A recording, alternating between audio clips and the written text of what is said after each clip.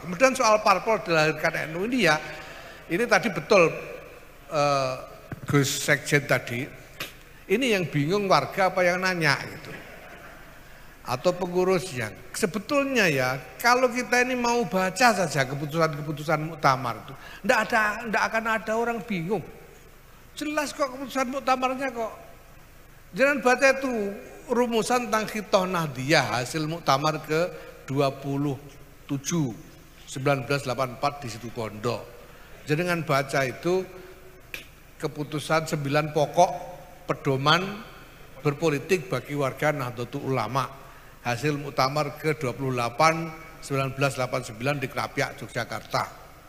Ada semua, tinggal baca dan jelas, tidak butuh syarah sudah. Sampai cari, sampai baca gitu. Intinya itu sederhana juga, jangan gunakan NU sebagai lembaga untuk politik praktis. Itu tok. Sampeyan itu mau kampanye partai apapun namanya, asal tidak pakai lembaga, tidak masalah. Kemarin itu kita beberapa cabang kita tegur karena bikin kegiatan politik praktis di kantor PC. Mbok ya cerdas dikit. Masa di kantor PC kayak nggak ada tempat lain itu loh. Wong ya boleh kok, bukan nggak boleh sampean berpolitik itu boleh, tapi jangan pakai lembaga NU itu aja sudah. Terus partai yang dilahirkan atau tidak dilahirkan oleh NU gimana, sama saja Pak. Karena di semua partai itu sebetulnya ada keterlibatan NU, ada semua. Dan warga NU ini tersebar kurang lebih merata di semua partai yang ada. Gitu. Partai yang katanya mengklaim paling NU itu cuma kurang dari 10%, Pak.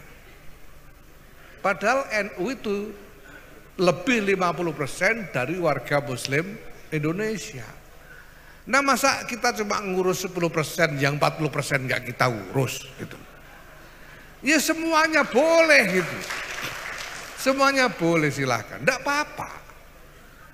Nah yang paling penting lagi Pak, kita jangan pakai simbol identitas NU untuk politik. Ini penting sekali, sangat penting.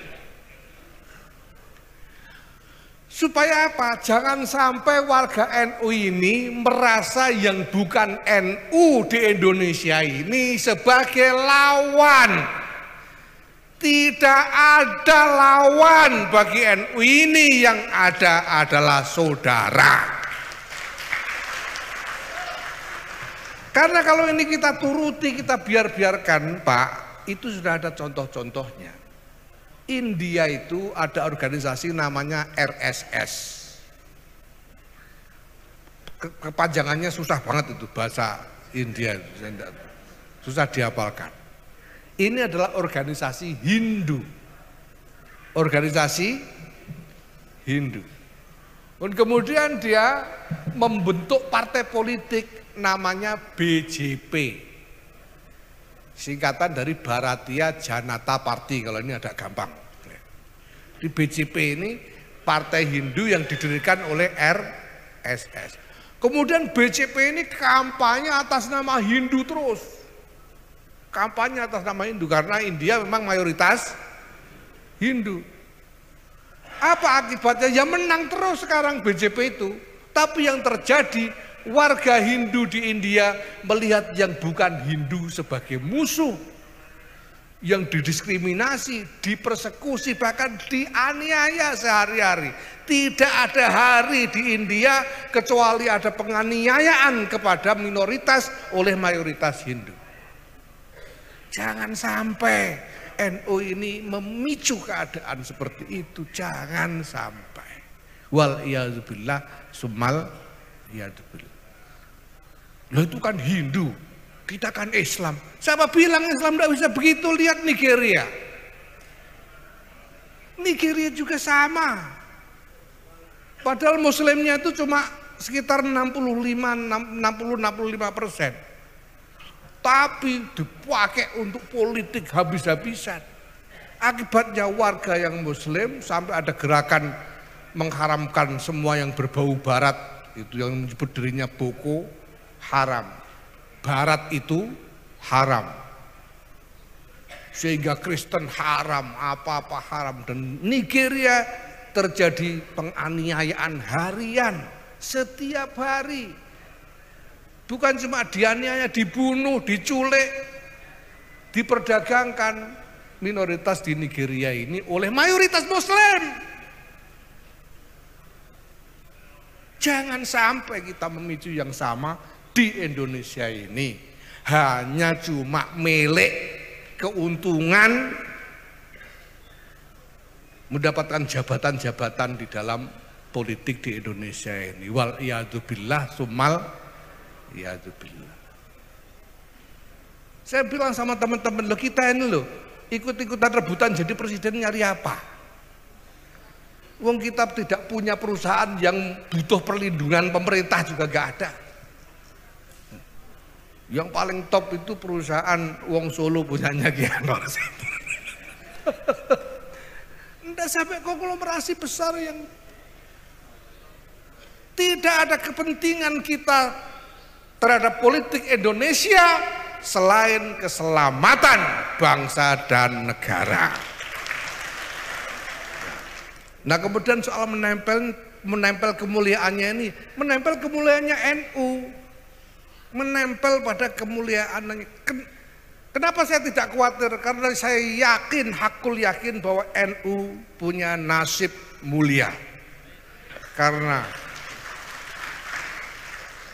kita menempel kepada NU, maka nasib kita pasti nasib mulia, insya Allah.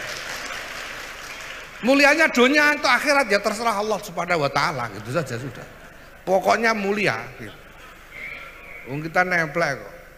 Sekarang kertas koran itu saja dipakai buntul terasi ya jadi terasi, tapi kalau dipakai samaknya muskaf ya ndak boleh dipegang kalau ndak wudu.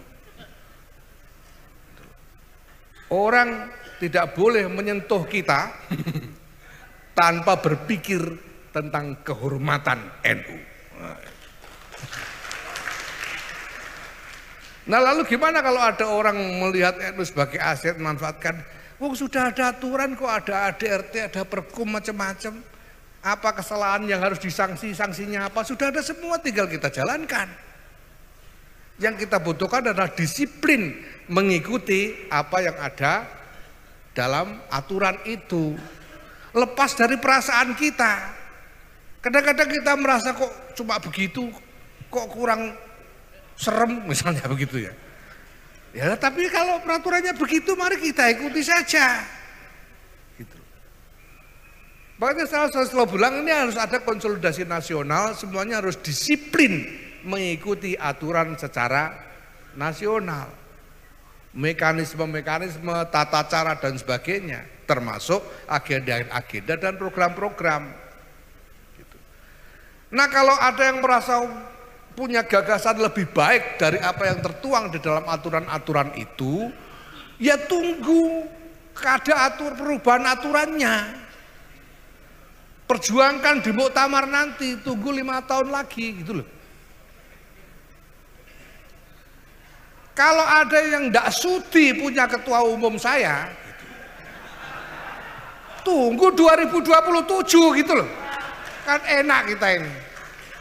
Sama dengan aturan-aturan organisasi ini. Kalau sudah jadi aturan, mari kita jalankan secara nasional tanpa kecuali. Nah, di situ kita enak, semua tahu, makanya dibaca. ADRT dibaca, pergub dibaca, supaya tahu aturannya apa. Karena ini adalah sanksi-sanksi dunia. Lah kalau urusan hisab di yaumil hisab nanti kan urusan sampean masing-masing gitu. Urusannya sama Allah. Kalau ini organisasi, ya urusannya adalah aturan. Itu saja, terima kasih.